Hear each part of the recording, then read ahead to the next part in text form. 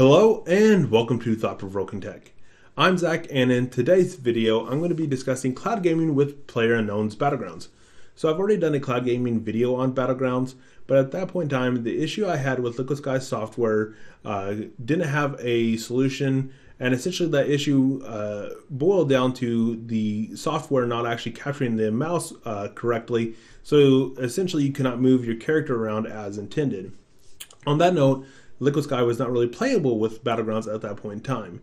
After posting my original video, a subscriber shared a workaround where you could alt-tab to an application that would engage the gamer mouse mode by hitting the F12 key, such as Google Chrome for instance, and then alt-tabbing back to Battlegrounds, making Battlegrounds actually playable on LiquidSky's software. So on that note, I'm now retesting Battlegrounds with cloud gaming, including the LiquidSky Gamer and the Pro tier, and also retesting the GPU Plus and the P5000 tier from Paperspace, just in case the optimization has changed in Battlegrounds for better or worse, so it's a nice fair testing grounds.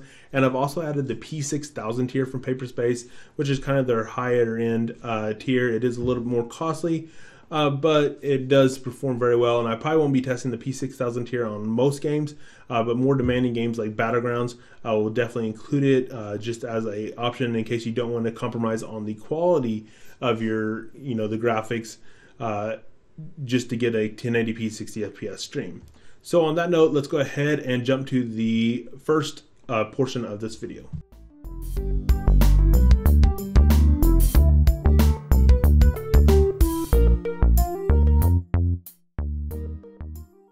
Alright, so to kick things off, I wanted to talk about the quality settings I used for this test.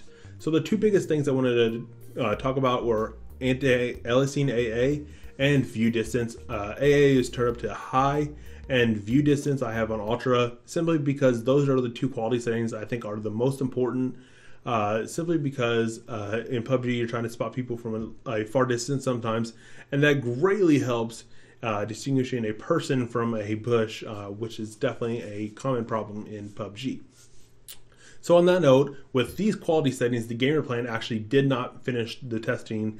Lots of time I'd get kicked from their server, and what I suspect is happening here is the gamer plan is being pushed so hard that the service that they use to capture the gameplay to stream it to you stops functioning, because I've done testing, and whenever I get kicked from the computer, I could always notice the FPS would go down to like 2 or 1 FPS right before I was kicked. And even without being kicked and being able to fully test, I was averaging around 15 to 20 FPS when I was able to play. So it wasn't a great experience by any stretch of the imagination at these quality settings.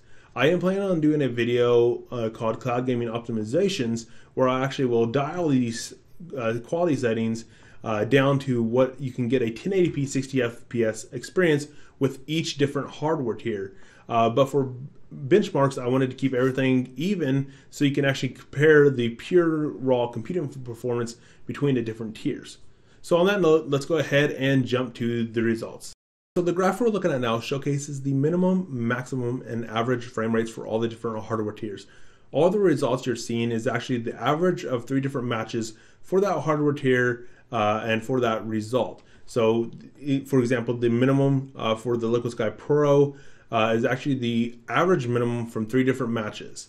The reason I take 3 matches and take the average for the results is just to get more consistent results of what you should be able to expect, simply because what you do in the game does have an impact on your results. For example, if you're driving a lot, that will impact your performance. It does have an impact on your frame rates. So I do play each match or each game, 3 different times on each hardware tier to hopefully get a little bit better and more accurate results. Zeroing in on the minimum frame rates, we see that none of these results are particularly impressive by any stretch of the imagination.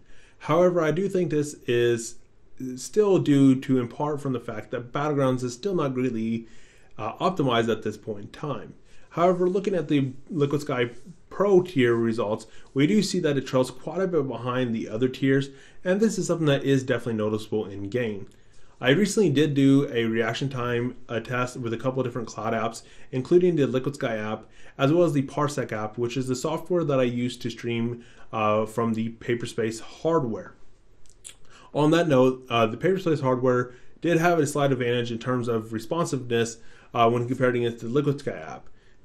Combining those two factors of a slightly more responsive app from Parsec and the fact that the Pro tier had much more lower drops on the minimum frame rate, you can definitely see why the end result was a less enjoyable experience, with an overall result of everything feeling much more sluggish. Even though the average frame rate was only about 10 FPS lower than the GPU Plus plan, it seemed like it was much more than that, simply because when those dips do happen in the Pro tier, they're so low that it's not really playable at that point in time, and it definitely does impact your kind of overall experience. I'm not really going to talk about the maximum FPS results because those could simply be a spike and aren't as good as an indicator of what your experience is going to be like, in my opinion. Looking at the average frame rates, we see essentially a staircase, but I'm going to start by focusing on the LiquidSky result. The Pro tier with an average of 34 FPS wasn't a great experience. It was playable at most points in times, but when it had those dips, it definitely entered into the realm of what is unplayable, in my opinion. On that note though, when I do my follow-up video on cloud gaming optimization, I do think by taking some of the graphical quality settings down a couple notches, we'll end up with a result that is definitely playable from the LiquidSky Pro tier. We just will have to make a couple sacrifices in terms of graphical fidelity. In terms of this video though, and trying to push the hardware to a great quality level, the LiquidSky Pro is not a great fit for that. Moving on to the Paperspace results, and after having played on all three hardware tiers, I really strongly feel that the P5000 is actually your best bang for your buck option.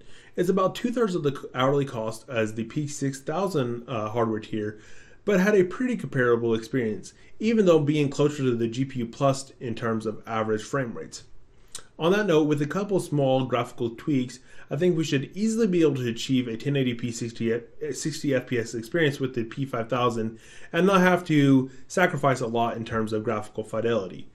The P6000 is still a great option, and if you're like me, I don't game but maybe 4 to 5 hours a week, it could still be a very affordable option that at that rate, you might only be paying $20 a week, which still puts it as a much cheaper option than spending $1,000 or more on a gaming rig. So on that note though, I do think that the P5000 is the best option for PUBG at this point in time, and it gets my kind of overall recommendation. So that's pretty much it for today's video. I will throw some short gameplay clips from my testing at the end of this video, but other than that, that's all I have. I hope you found this video enjoyable. If you did, give it a big like. I greatly appreciate that. Also, if you're not already an existing subscriber, smash that subscribe button to stay tuned for more great videos from Provoking Tech. And until next time, Zach out.